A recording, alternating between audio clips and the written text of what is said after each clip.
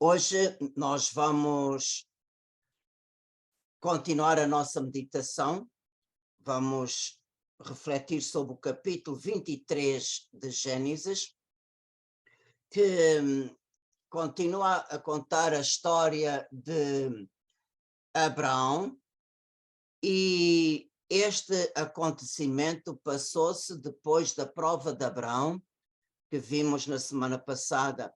E este capítulo 23 começa do seguinte modo: Sara viveu 127 anos, foi esta a duração da sua vida.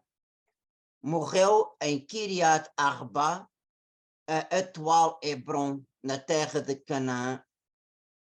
Abrão foi lá para fazer o funeral de Sara e para chorar.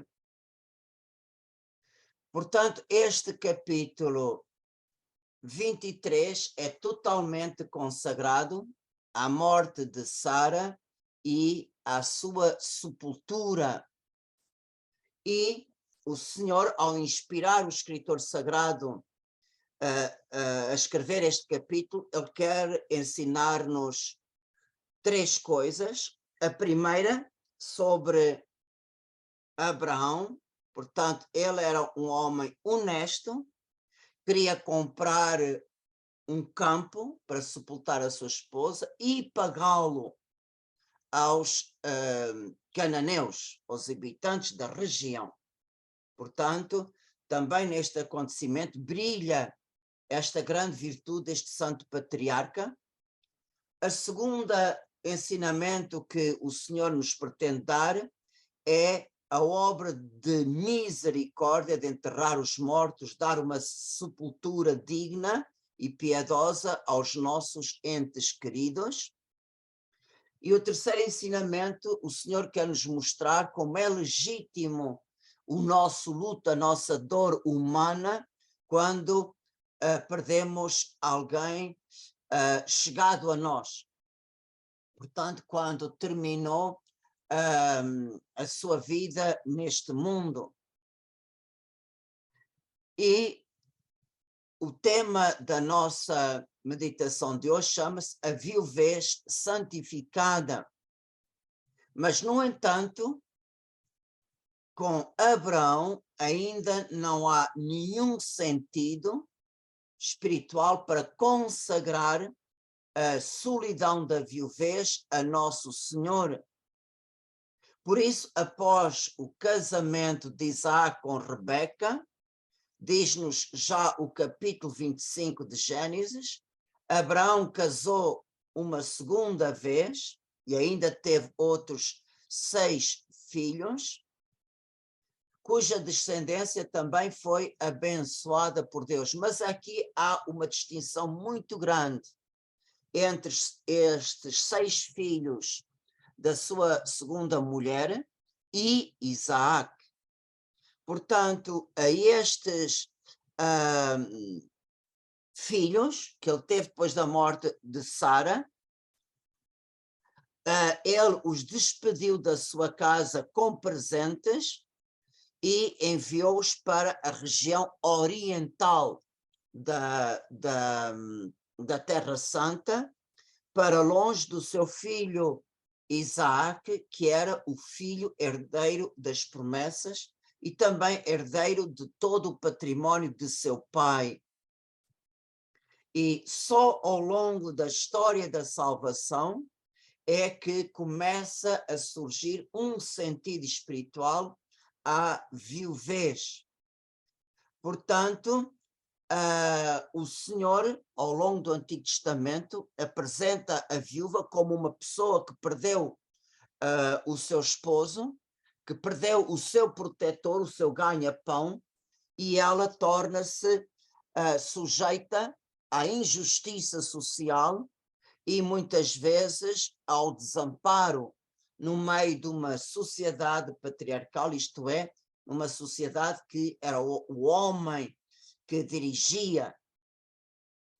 Na lei de Moisés, portanto, nós já estamos quase 500 anos após Abraão, nós vemos que na lei de Moisés é o Senhor quem toma a defesa da viúva, como também aparece associada à viúva o órfão e o estrangeiro. O Senhor mesmo diz no livro do Êxodo, capítulo 22, não maltratarás o estrangeiro, não o oprimirás, porque também foste estrangeiro na terra do Egito. Portanto, se estes desamparados clamarem por Deus, Deus lhes responderá e castigará os seus opressores. Mas é preciso notar que esta opressão dos mais desprotegidos, órfãos, viúvas, estrangeiros, continua ainda no tempo de Jesus. Por exemplo, há uma passagem em que Jesus avisa os seus discípulos do comportamento dos escribas. O Senhor diz: tomai cuidado com os escribas, eles devoram as casas das viúvas a pretexto de longas orações. Estes receberão uma sentença mais severa. Portanto, nós podemos compreender o que é que Jesus queria dizer. Por exemplo, quando a gente recebe um missionário, ou quando a gente sente-se alimentado no nosso coração, isto é muito próprio da nossa gente. Eu posso dizer que quando fazia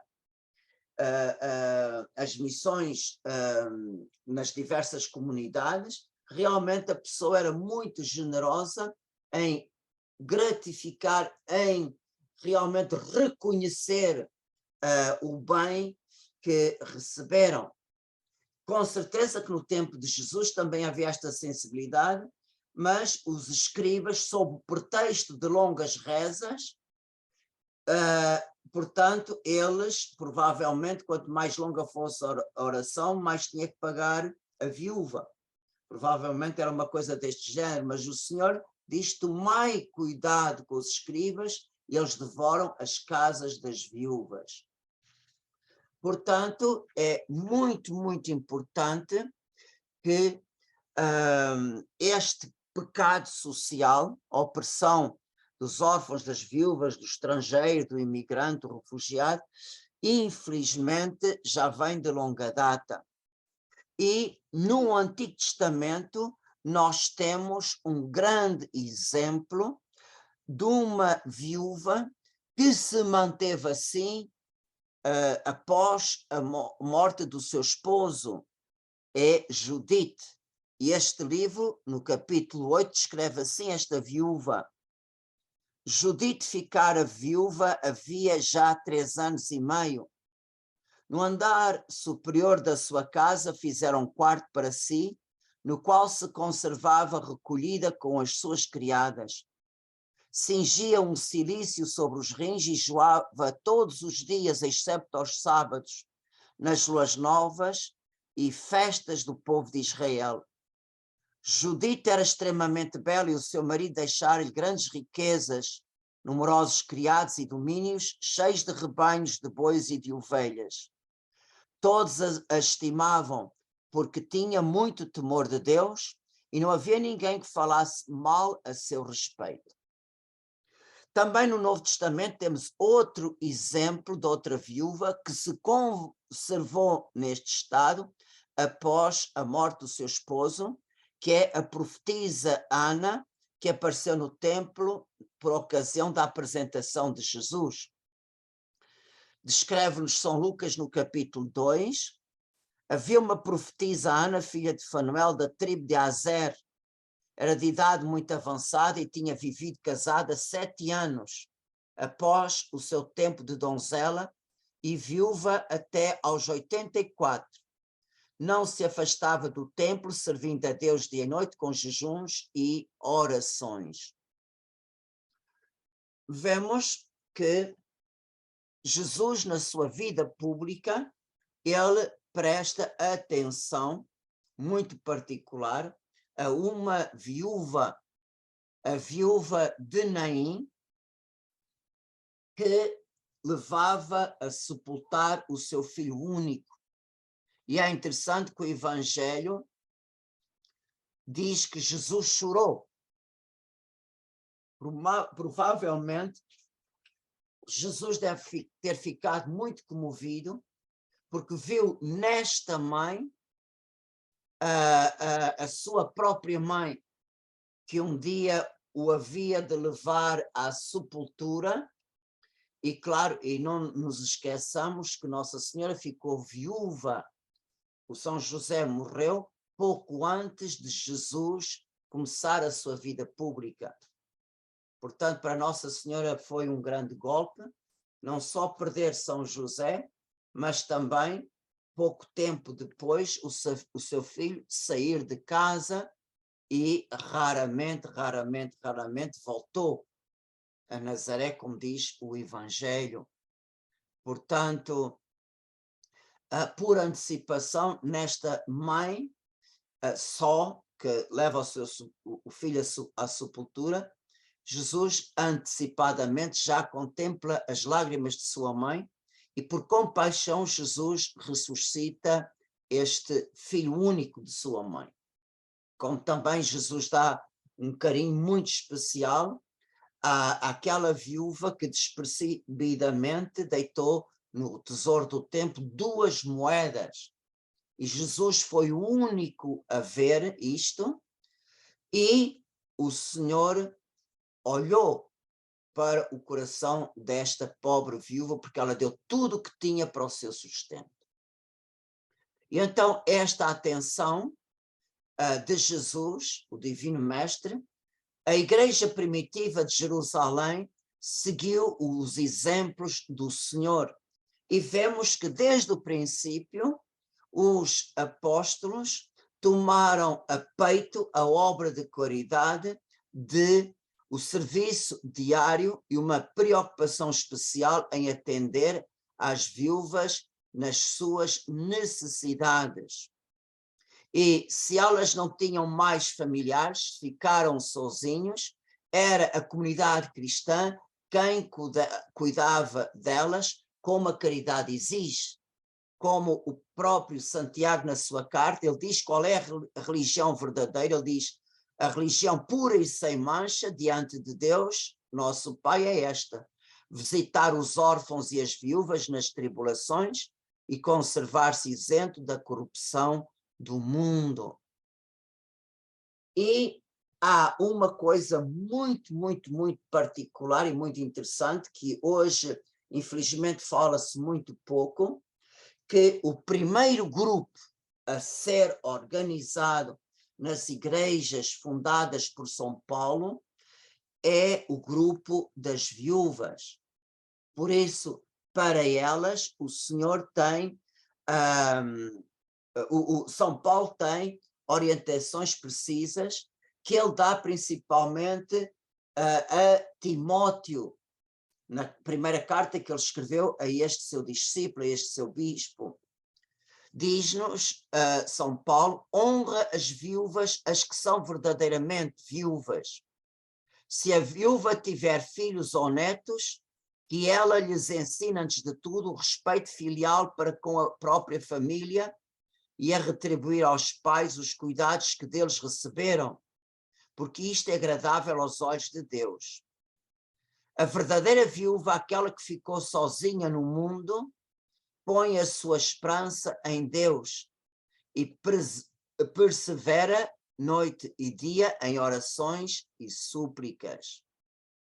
Claro que São Paulo depois adverte para aquelas viúvas que realmente começaram bem o seu estado de viuvez e depois terminaram com outros caminhos. E por isso São Paulo adverte a Timóteo que as viúvas jovens voltem a casar para constituir nova família.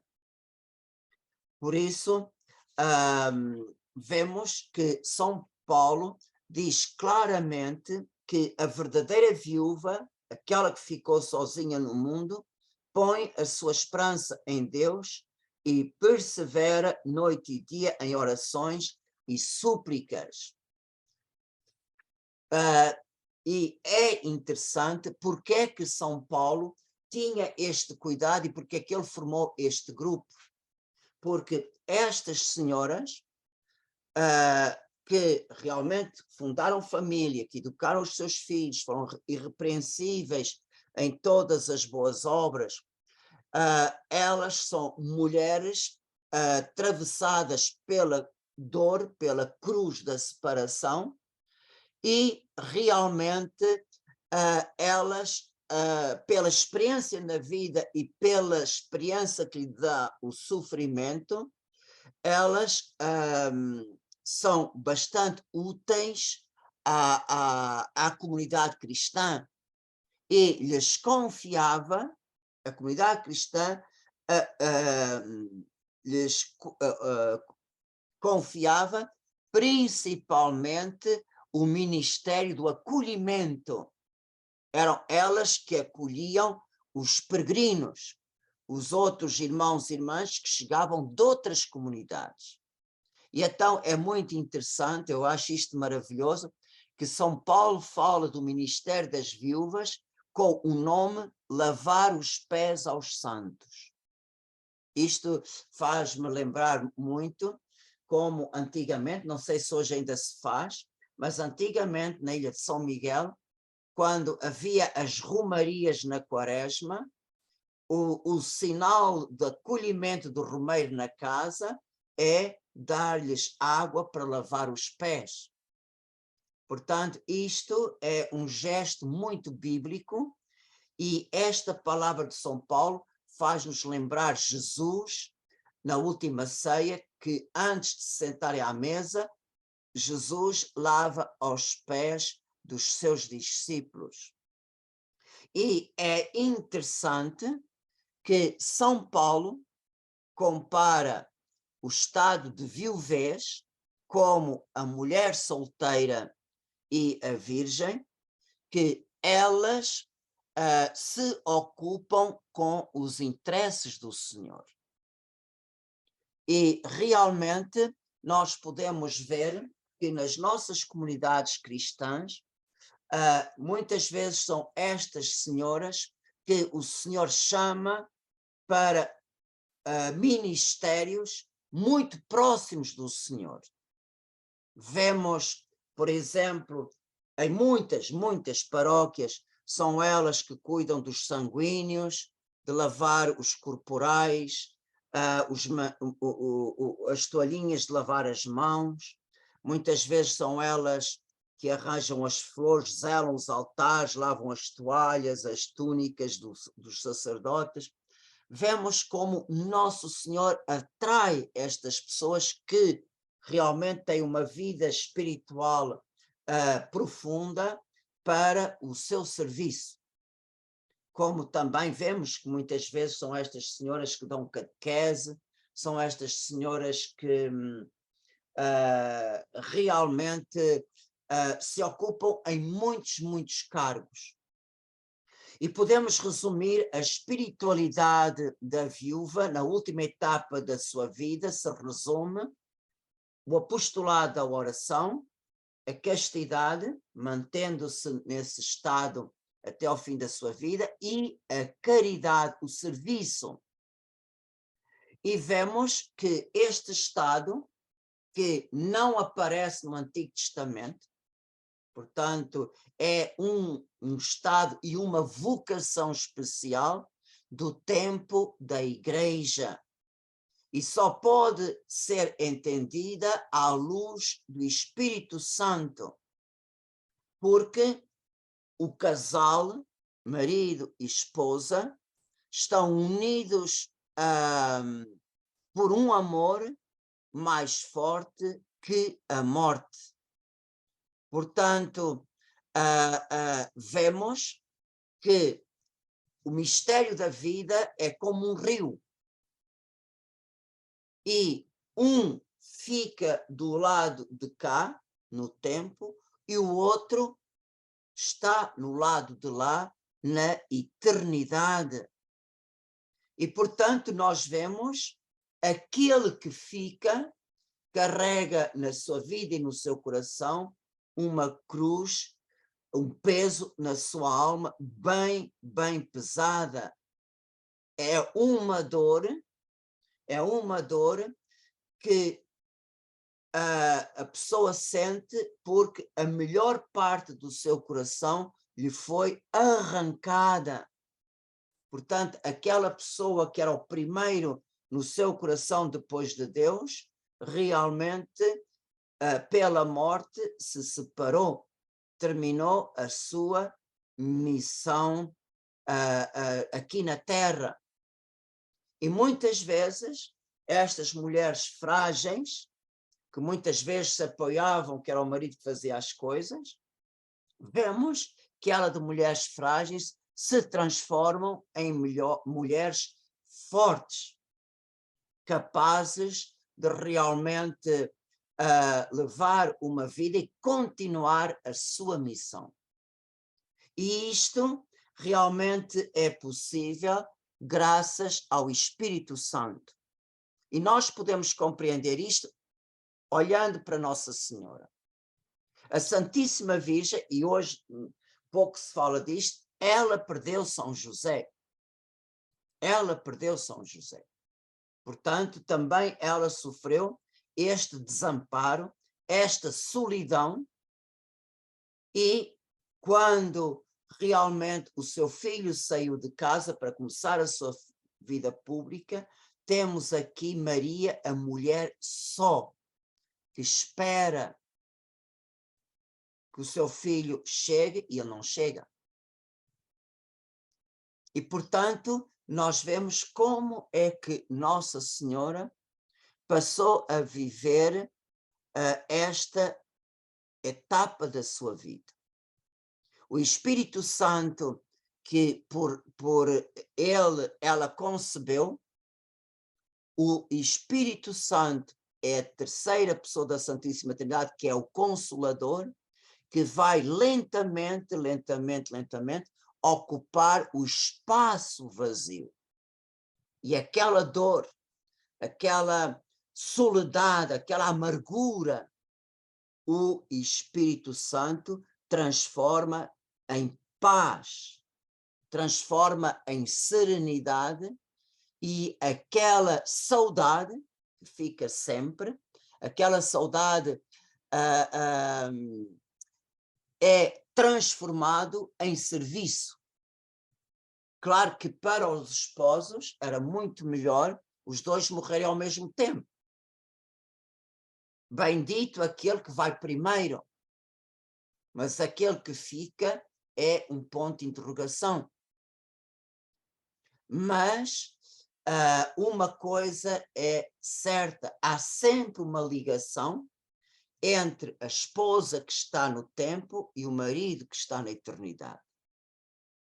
Se após a purificação no purgatório ele já está na posse da visão beatífica, já está unido a Deus, o seu amor já está purificado, o seu amor já está santificado.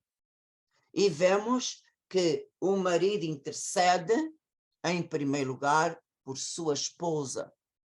Intercede, pede a Nosso Senhor, em primeiro lugar, por sua esposa. E muitas vezes, quando há esta comunhão espiritual, muitas vezes o pai está na eternidade, olha para os filhos através dos olhos da sua esposa.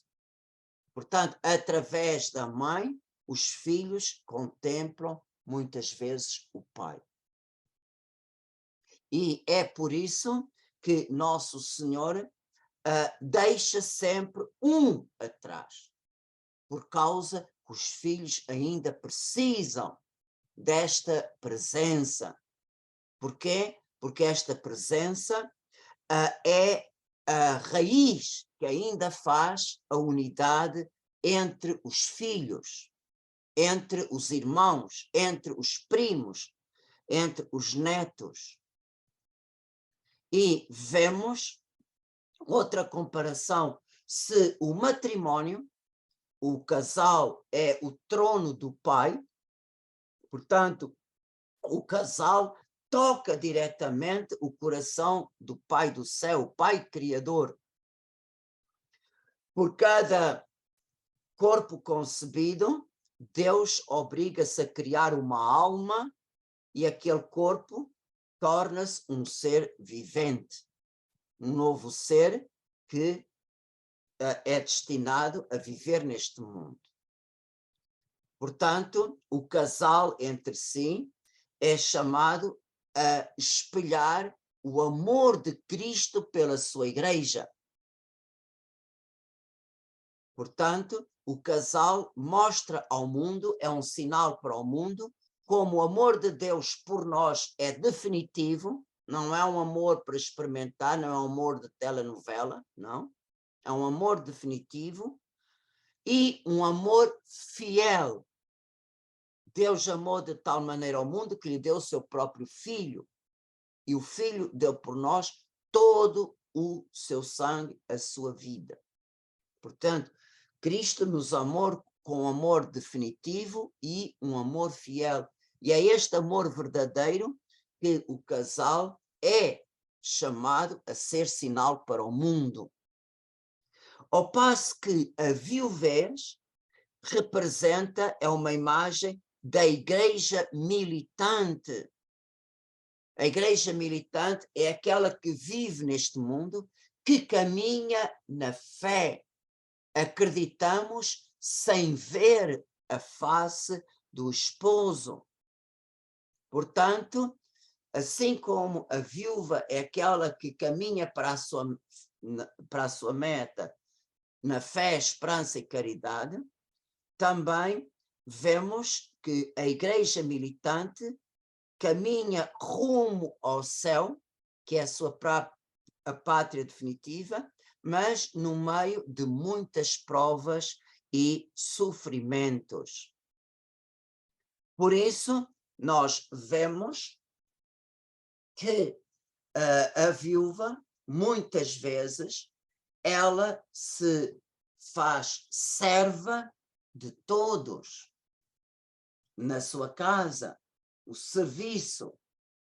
Portanto, vemos quantas e quantas vezes a viúva que já se transformou em avó, em bisavó, ela presta os seus cuidados ajudando os filhos, cuidando dos netos, às vezes fazendo alguma paparoca ou algum miminho para dar a este e dar aquele. Mas é preciso termos consciência de uma coisa: nós não valemos só por aquilo que fazemos ou que somos úteis ou servimos. Não. É certo que, à medida que os anos passam, as nossas forças vão gastando. O nosso corpo, os nossos órgãos vão enfraquecendo. A nossa vitalidade vai passando. Não temos mais a força que tínhamos na nossa juventude, ou com 30, 40, 50, 60, 70 anos. As forças vão faltando. E vemos como é importante o valor da pessoa humana. O valor da pessoa humana é por aquilo que ela é. E quando realmente a avó ou bisavó que seja já não pode ajudar, já não pode trabalhar como trabalhava, não se esqueçam que o apostolado da oração é muito importante. É muito, muito importante.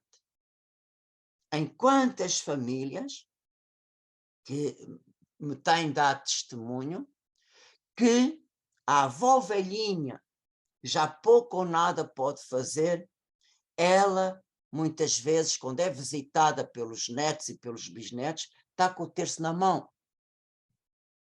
E é interessante que os netos, que não vão à igreja e pronto,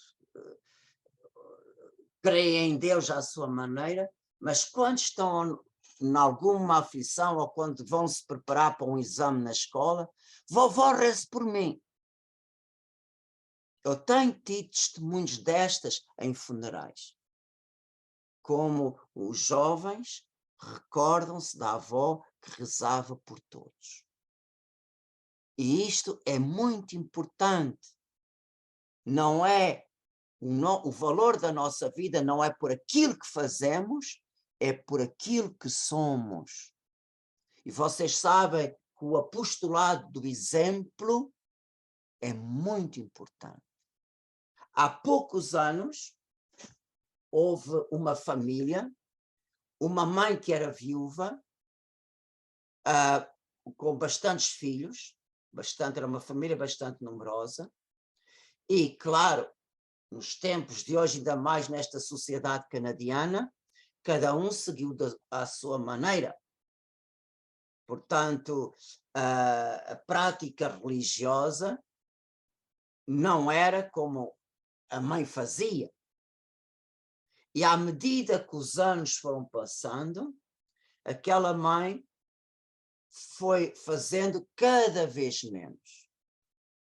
E chegou uma altura que ela já não tinha mais força para fazer a sua própria comida, que ela fez até poder. E é interessante que ela, na sua casa, tinha um cantinho onde estava uma cadeira e uma mesa ao lado, e naquela mesinha tinha os seus livros de oração, em frente tinha as suas imagens, e aquele quartinho era o seu quartinho de oração. Quem queria visitar a mãe ou a avó já sabia que ela estava naquele quartinho. E é interessante que ela consagrava uma boa parte do dia a ler, enquanto podia, e a rezar. E muitas vezes a gente pensa, eu rezo tanto e não vejo nada. Lembrem-se que Deus, ou melhor, Jesus Cristo no Evangelho, nunca nos manda colher ou ver os frutos. O Senhor nos manda semear. Semear. E o que é que acontece? É que quando esta mãe morreu, e morreu com os seus filhos dispersos, e é interessante, pouco tempo após a morte da mãe, uma boa parte dos filhos, na sua casa, arranjaram um cantinho onde eles fotocopiaram os livrinhos e as orações da sua mãe, e agora são os filhos que guardam aquele canto, como a sua mãe fazia, o canto de oração e de leitura espiritual. A maior parte dos filhos agora são eles que rezam pelos seus filhos e pelos seus netos. Coisa que fazia a sua mãe. Portanto, foi preciso esta mãe morrer para a semente lançada dar fruto. Por isso, nós nunca devemos pensar tudo que nós fazemos, tudo que nós pedimos é semente que cai em saco roto. Não é. Não é. O Senhor abençoa tudo o que nós fazemos por seu amor. E se nos resta somente por causa das faltas de força, nós não podemos trabalhar. Não se esqueçam que o apostolado da oração é um grande apostolado e é muito eficaz. Muitas vezes o que nós não podemos fazer mais pela palavra, podemos fazer pelo silêncio e pela oração. E vemos que São Paulo fala, a verdadeira viúva é aquela que permaneceu sozinha, respeitou até ao fim o seu vínculo matrimonial, e ela põe a sua confiança em Deus e persevera em súplicas e orações. E vemos que na igreja muitas viúvas consagram a sua vida a Deus dentro do Estado laical, fazendo votos privados através das mãos do seu diretor espiritual. Portanto, passam a sua vida respeitando o seu Estado, realmente uma vida consagrada a Deus. E por isso não podemos dizer que esta parte da comunidade cristã é um peso, não é um peso, é uma riqueza. É uma riqueza que devemos admirar e ter confiança na oração destas pessoas. Por isso, na hora de dúvidas, nas horas de tentação, nas horas de solidão, nas horas que a gente senta, os meus filhos não me telefonam, mas também muitas vezes a gente esquece de telefonar para eles. Estamos à espera que os outros é que deem o primeiro passo. Não deve ser assim. Devemos, por vezes, nós darmos o primeiro passo. Mas nestes momentos em que se sente mais o peso de estar só, devemos olhar para a Santíssima Virgem. A Santíssima Virgem, muito cedo, abandonou, fechou a sua casa em Nazaré para seguir o seu filho. Portanto, de mãe que espera, ela passou a ser discípula do seu filho e está no meio como aquela que serve, juntamente com as santas mulheres.